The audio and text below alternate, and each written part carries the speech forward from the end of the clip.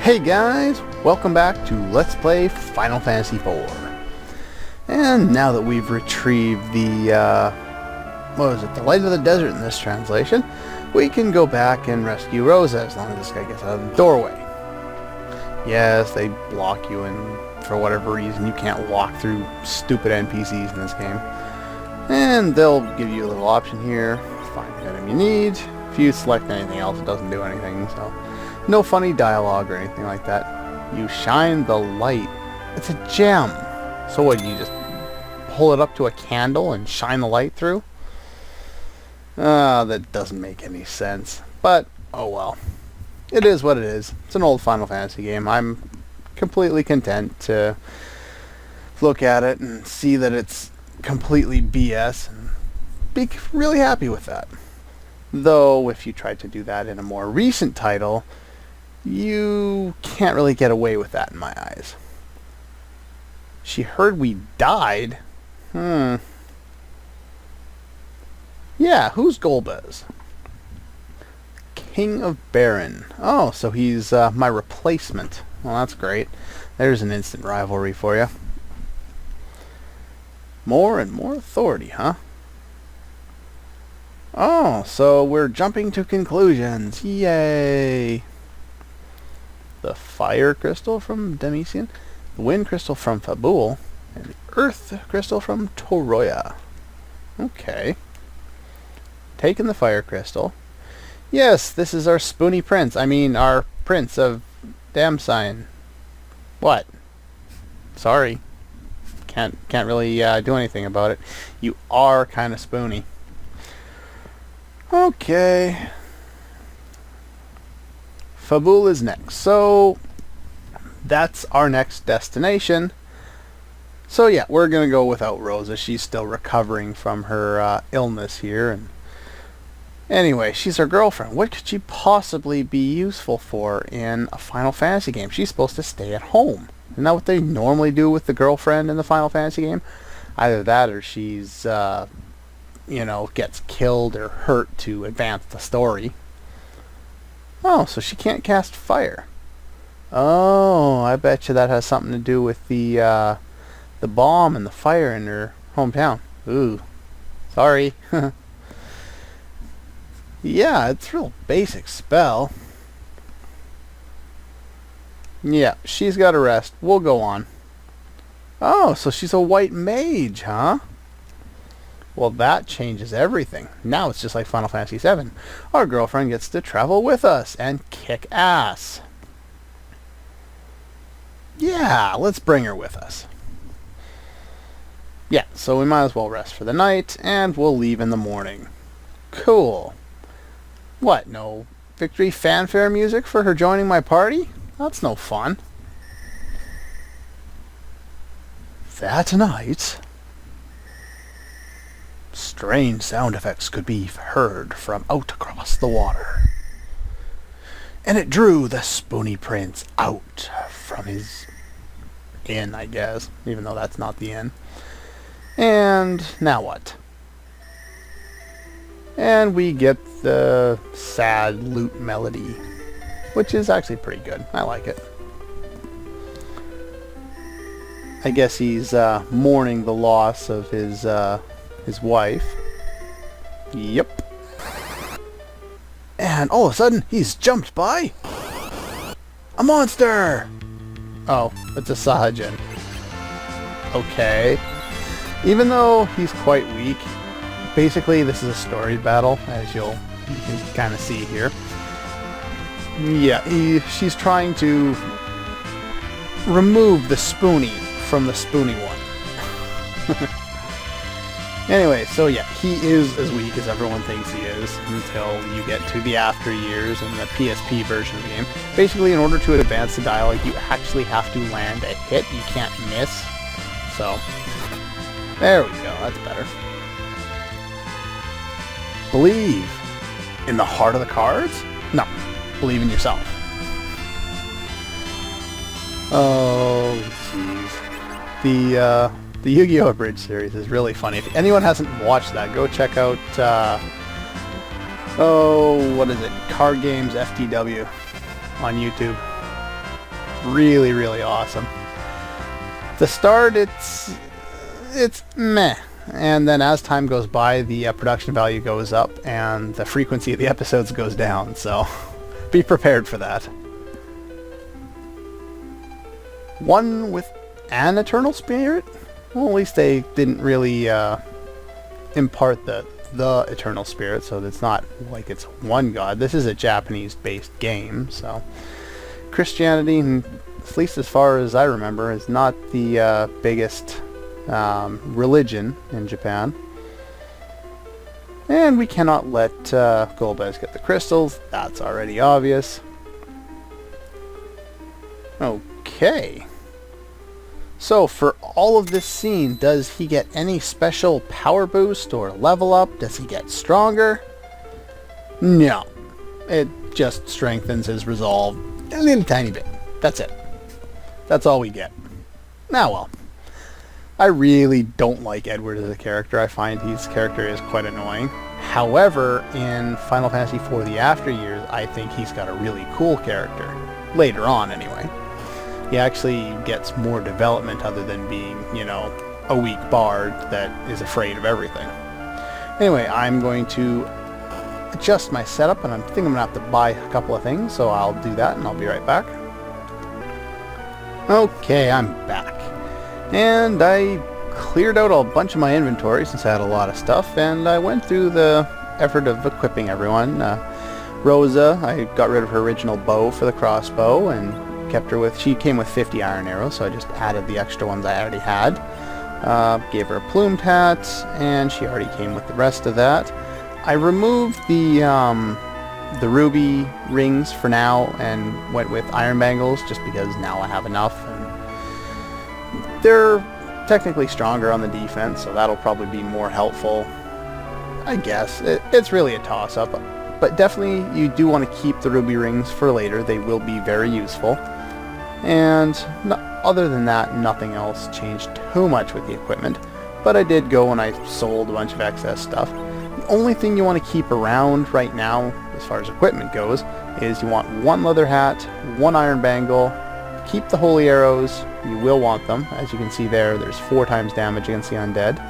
And they're also holy elemental, so if they're weak to holy, they'll do even more damage. And of course, the ruby ring and the dreamer.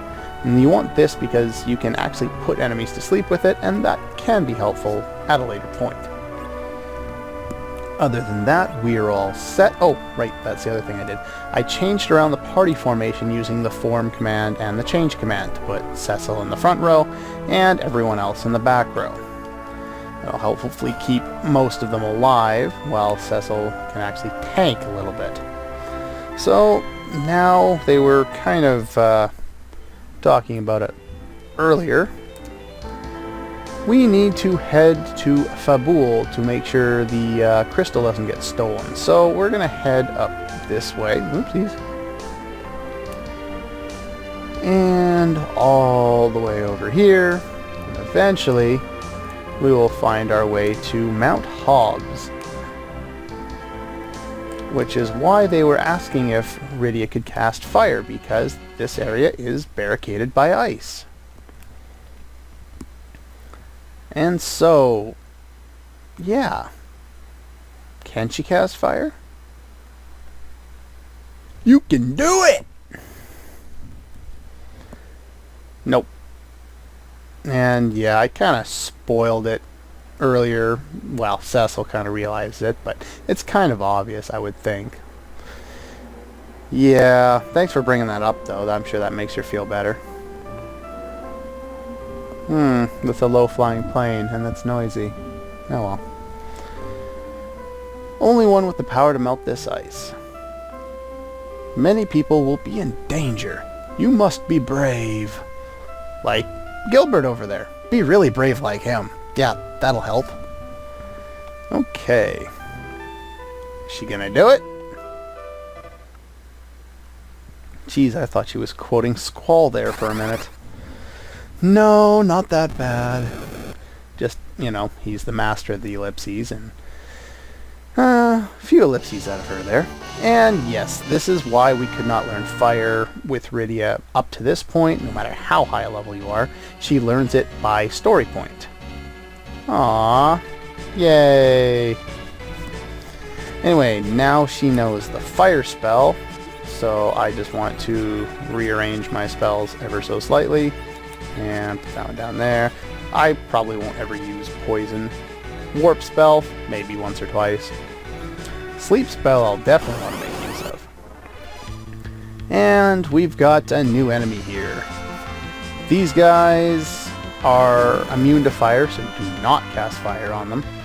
They are also weak to holy, so Rosa's holy arrows would do really well here. But since I haven't equipped them, I'm not going to worry about that. Let's see how much damage I can do here.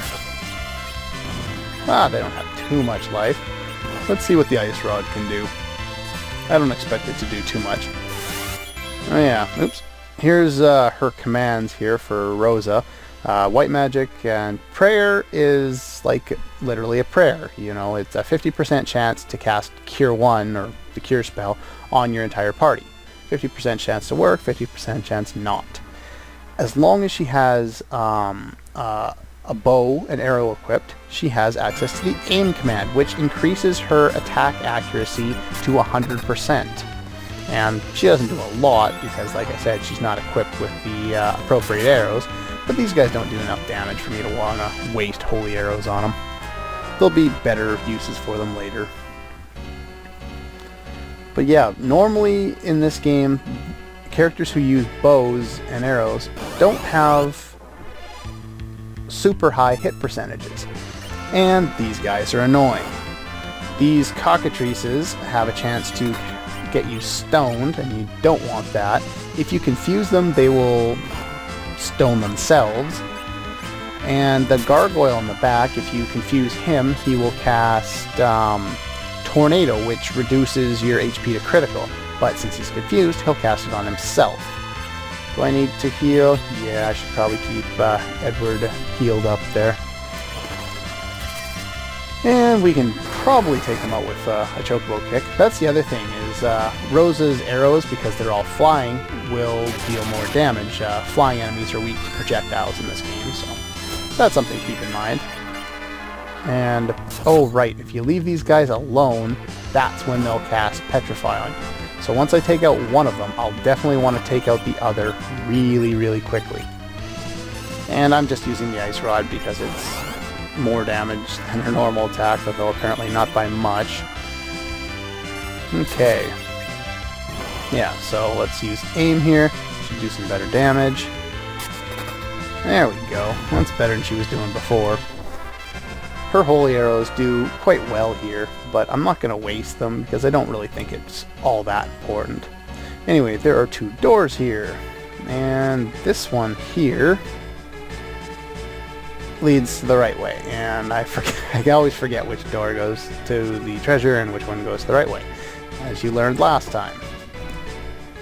Anyway, over here we get skeletons, and we got a first strike. Very nice. These guys are a pain to take out, though the fire spell is pretty much what you want to do here. You can also use the cure spell and multi-target that on them, and that can deal a little bit of damage, not too much. Anyway, basically I just want to weaken them enough so that I can one-shot them, and if you do another fire spell, that should take them right out. You could try and get Rydia to just double cast it and keep everyone else kind of on standby, but I have patience issues and I hate doing nothing, so I have to do something, even if it is very little and completely pointless. Go figure. Alright, and we've got a save point that's not in a save point room, or if it is, it's a very big room. And in that last battle, I learned the life spell. So yeah, you learned... Game! I learned the life spell for Rosa in the first battle that I edited out. Not the next two. Jeez. Anyway, here's a save point. Do I need it? No, I don't. Although it couldn't hurt. Yeah, I think I might as well. Lost a little more HP in that fight than I really wanted to. Okay, let's see. Now we can head over to the area that I tried to go over to the first time, because I have issues remembering where I'm going, apparently. Okay. And I really wish that I had dash right about now. Anyway, all tented up, we can get one more treasure chest, some more holy arrows, which I won't be needing, and an automatic sequence. Well, I wonder who this guy is. Oh, he's a monk. Okay, that makes sense. Ha! And he's doing 360s apparently and kicking people. He loves to spin around. Maybe he's dancing. Anyway, we cannot control Yang here, or Yang as it's pronounced in, I think, the DS version of the game. Yeah, I think it sounds better as Yang. So, that's the way I'm going to pronounce it. Anyway, this kind of just shows off a couple of Yang's abilities in this fight here. These guys here, you think you could have run out into these in the, oh, what was that? The Antlion Cave. They're like goblin captains or something like that in other translations. Basically, they're just stronger goblins. Anyway, let's help them fight that bomb! I don't want to fight a bomb! They blow up! And, of course, you're going to miss because it is useless. Yeah, I wouldn't worry too much about wasting arrow. Well, I've got iron arrows, so it doesn't matter, but I wouldn't waste too much in terms of spells or anything MP in this fight. Yang's ability is the build-up command. Basically, it's kind of like jump, except for he doesn't jump into the air. So he builds up over, I think, a turn and a half or 2 turns, and then deals double damage. It can be useful against enemies like the Antlion, it would have been anyway, because of the counterattack. So you avoid a counterattack that way. Kick, you saw already, that's his attack that hits everyone. And Endure is like a pretty good defend or something like that. It doubles his defense, I think, or something like that. I almost never use it. Anyway, we don't need to worry too much. Let's just use some normal attacks. And wow, that didn't do as much damage as I thought it was going to. Yang is actually pretty good with the physical attacks, just not right away. Whatever. Just attack him. I think I'm going to want to... Oop, no. Heal him, and then I'm going to want to hide him. Because eventually, because it's a bomb, it will explode. And we don't want to deal with that. So let's deal a little more damage to him. Edward doesn't really contribute all that much to this fight anyway, so let's just keep him hidden for now. And eventually, this guy will explode. He's supposed to, anyway. Come on, take him out. Really? I don't remember him having this much HP. Anyway, we can also use the Pray command in this fight. And prayer wasn't hurt. Oh well. Basically, it's all down to luck. It's 50-50, so... Oh, there we go. I made him mad, or made her mad, the mother bomb. Anyway, I wouldn't worry too much. I think, yeah, it's going to explode. If you just kind of hold off, eventually it will just explode by itself. There we go. Now we can use the cure spell. Ouch. And use another cure spell. What you want to do here, since there's so many enemies, you can bring Edgar or Gilbert back out from hiding now. He's not going to be all that helpful, but you want to go Dark Wave and then Kick to take out the regular bombs.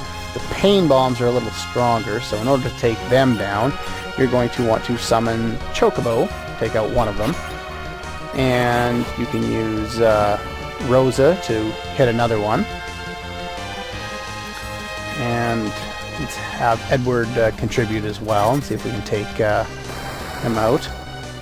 And Kick seems to be taking a long time in order to come through.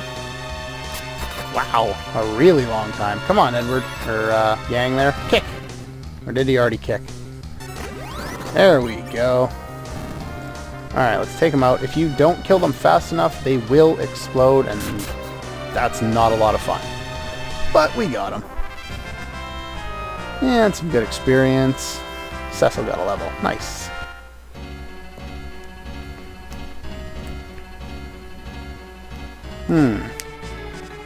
Captain of the Monks of Fabul. Your men? I don't see any men here. Oh. Well, that sucks. So yeah, we need to inform you, considering you're captain of the guards, that someone's coming to blow up your kingdom and steal your castle. But it's no big deal. We got it covered. And yeah, Yang is really over the top with his dialogue. He's also really overly formal, and that's his little gimmick as, you know, the honorable monk character. Okay, let's see. Just begun their training. Oh yeah, because he had all the good ones out here, and they were slaughtered, so of course the weak ones that haven't been training, that are at the castle, well, it's a good job leaving them to guard it. They aren't going to stand a chance. So the monsters were sent by Golbez, huh? Well, that would make sense. Okay, on to Fabul. And apparently... Oh, so he's too honorable to accept our help. Oh, look at that. And then... Stop bringing it up, Cecil. You're not helping. Ah. And so he goes out of the way to request our help after we already offered it. Oh well, whatever. Anyway, we get Yang. Yang will be a lot better in the near future. Right now, he's just alright. Anyway, here's the bridge. Oh. Anyway, there's some more of these bombs. If you get back attacked, obviously you'll want to switch rows by holding to the left. Oh yeah, somebody get a turn. Somebody get a turn. Get a turn. Come on. And you want to select change, and that'll change everyone's rows. Have Cecil use Dark Wave. Have somebody heal from the boss fight that I didn't heal after. And start wailing on these guys. These ones will blow up just as well as the ones in the boss fight, so you do want to be aware of that. However, I think they only deal damage equal to their current HP. So once you take them down a little bit, not too much to worry about, even if they do explode. Yeah, usually you have enough time to take them out. And we learn the Stop spell. Nice. And Protect. Cool. Okay, well, I might as well go over how I want Yang set up. Yes, this is why I wanted that extra equipment. The leather hat for him, and the iron bangle. You could take off, what was it, the plumed hat that I gave to Rosa and give it to him since he's going to be in the front row, but it's not particularly important at this point. I'll set up some other things later if I need them. Okay. Almost out of the mountains. Not long now. And there we go.